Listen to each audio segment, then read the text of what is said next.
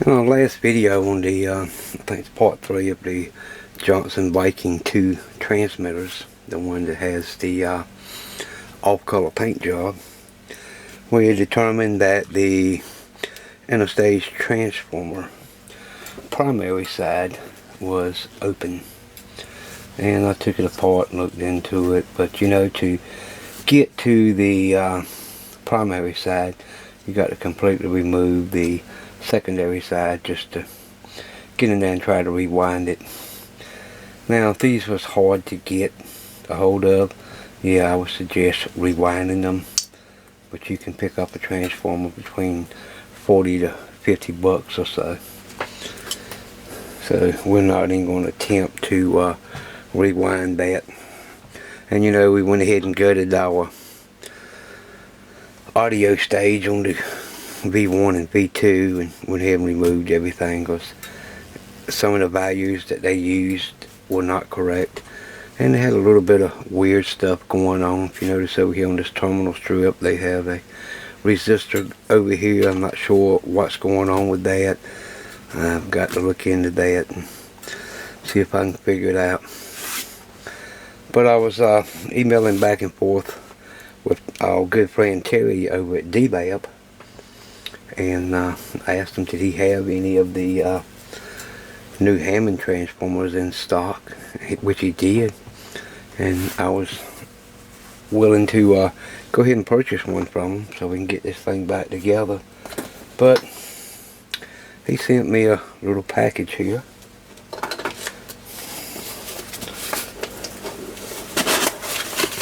And inside of it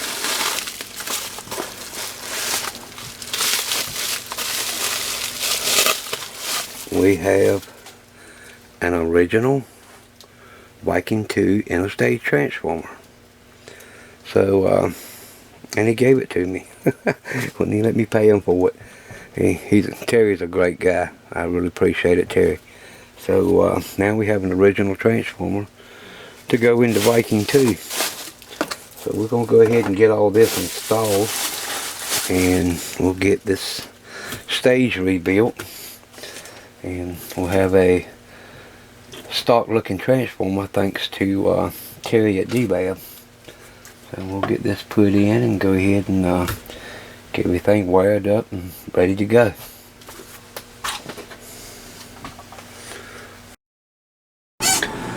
Okay, so normally when you're wiring in an interstage transformer, your secondary wires will tie with these two 100 ohm resistors on this terminal strip, and your center tap will go to the center terminal. Then you would have a wire run up here and go up here to R17. You got R15, 16, and 17 up here, and this is off your power supply where the 75 volts negative is generated at. So you will come to R17, and as I'm looking, there's no black wire down here on this terminal, and I doubt you can see it where I got the camera setting, but there has never been anything soldered to this center terminal here. So I get to looking, and I see they got the black wire is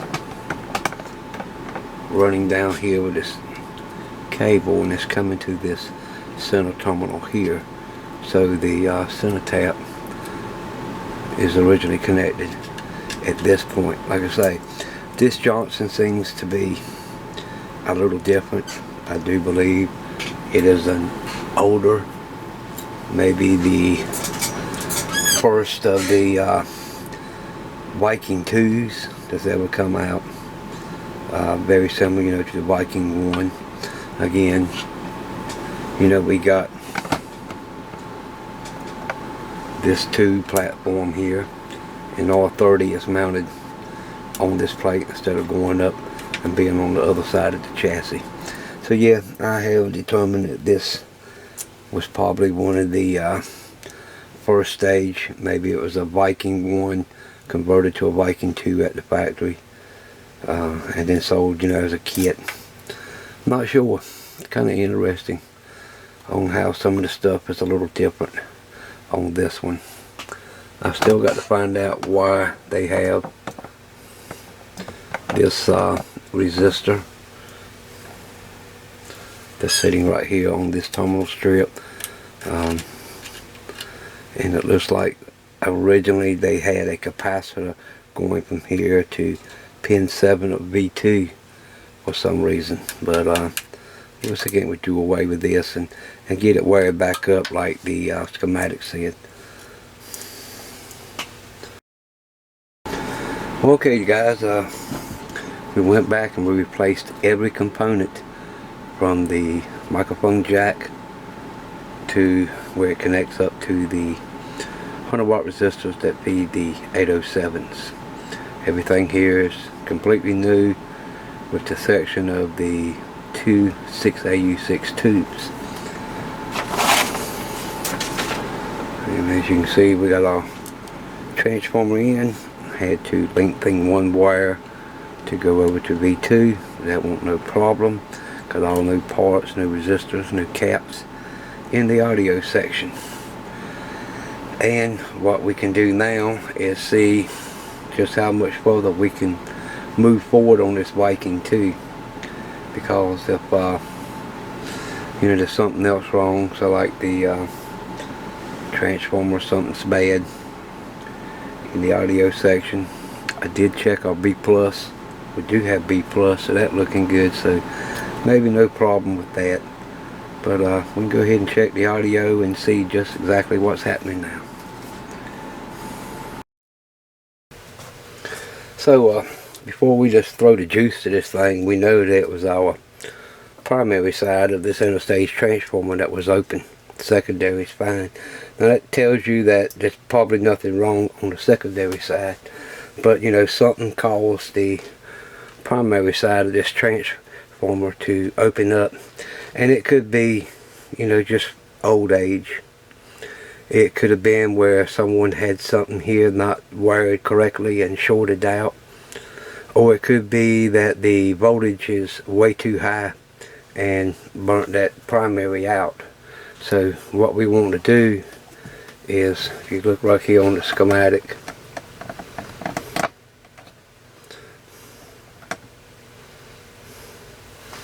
we'll see this primary side here comes down, comes up, and it's tied into this line, and this is your 300 volts that's feeding your primary of your interstage transformer. Now, depending on line voltage, you can get anywhere from 3 to 360 volts on that line. So what we want to verify is that this isn't some crazy number, you know, because something could have happened here, and your main transformer could be have some shorted turns in it and just putting some crazy, you know, 400 or 500 volts on this line. So I'll just turn the unit on. Let's grab a voltmeter here, and you can see this primary lead here is coming up to this terminal here, and we just want to check that voltage on that terminal.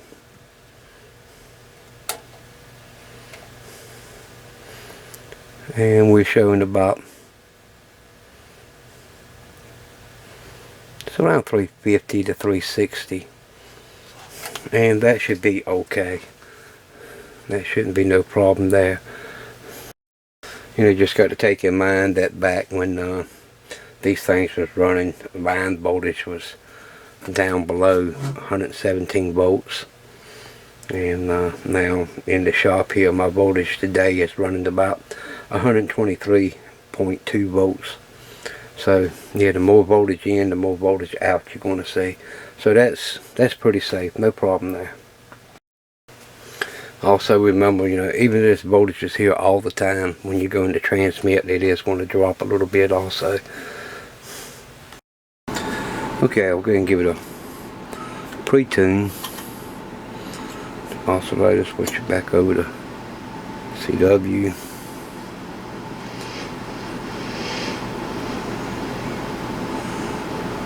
Buffer. It's probably still peaked out from the last time that we messed with it. Check our grid.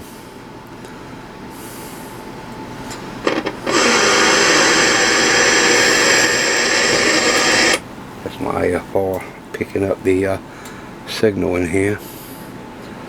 Go over to plate, key it up, make sure the needle's dipped, looking good. Go to modulator, we'll switch over to AM, see if we got any modulator current. And we do. Modulator current is a little low, needs adjusting. Let's go ahead and grab the microphone. And let's see just what we got. Yep, you can see the meter moving, and I can hear myself in those 807s. So the audio is back up and working. I'm going to have to adjust that modulator current, get it where it's supposed to be. It is a little low. We can get that up and going with no problems. So there we go, guys. Johnson Viking II is alive. And now that we know that everything is working, we can carry forth with the cosmetic restoration on this Viking II. And you know, like I said, we're going to strip this whole front panel down. We're going to order all new decals from radio days, and probably going to end up either replacing or buffing out a lot of these the hardware, you know, the nuts around the switches and the lamps and so forth. Meter looks good, knobs look good. I think there is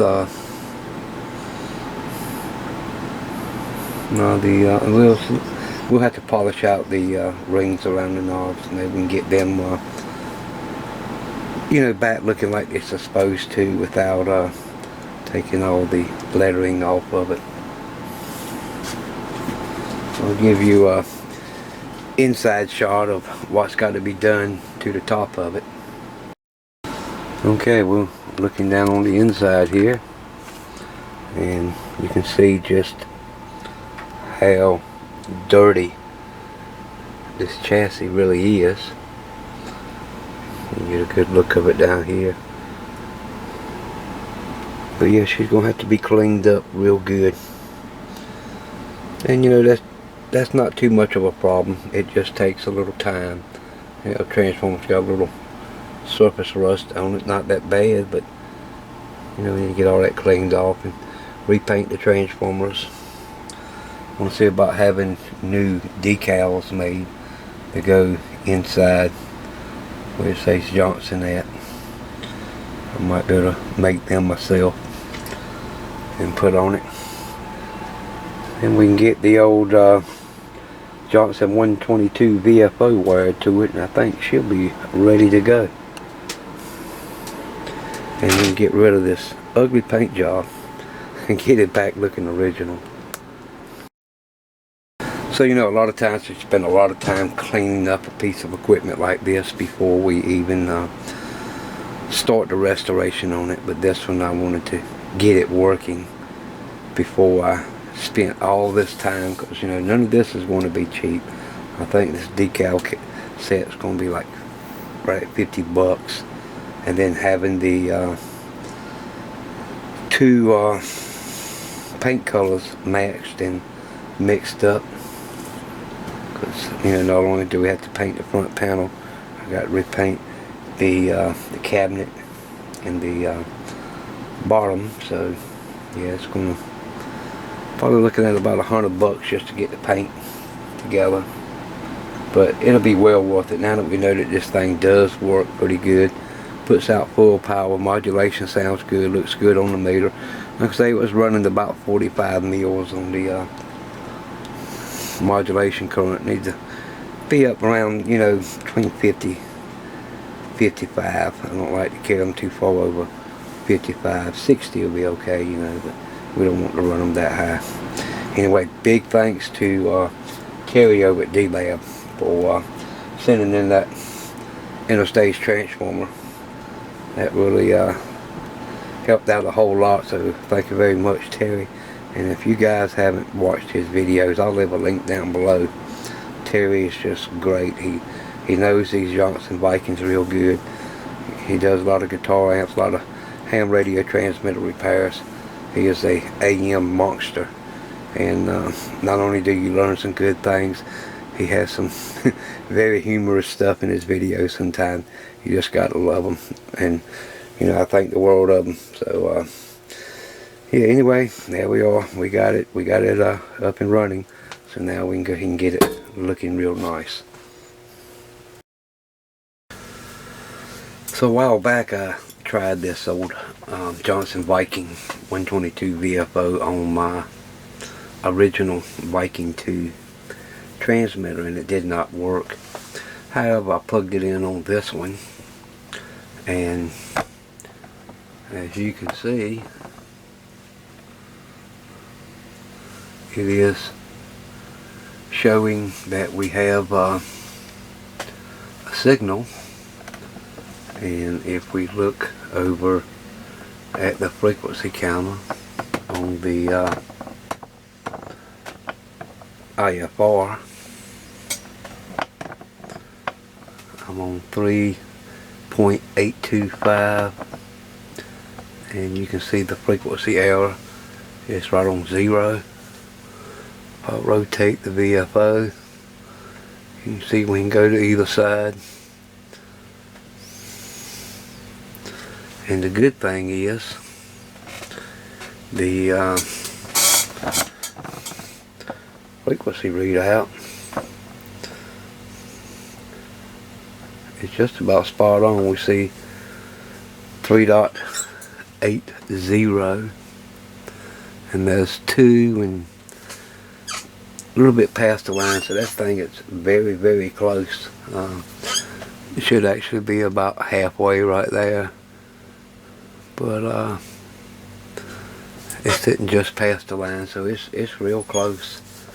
I know this thing is ugly. I thought there was something wrong with it since I tried it on the other Viking and it did not work, but it is working.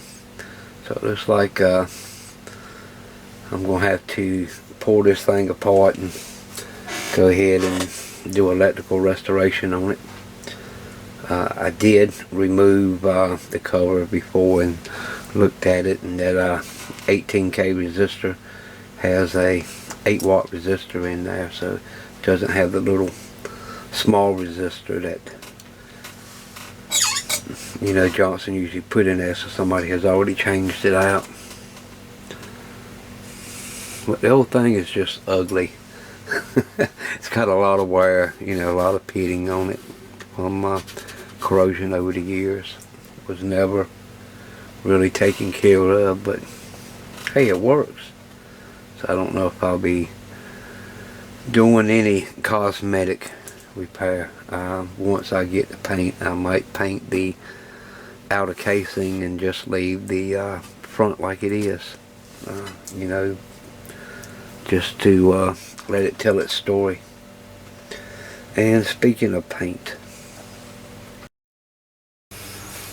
here is the paint code for the dark maroon color and the gray for the Johnson radios. So if y'all want to snap a picture of that so you'll have it.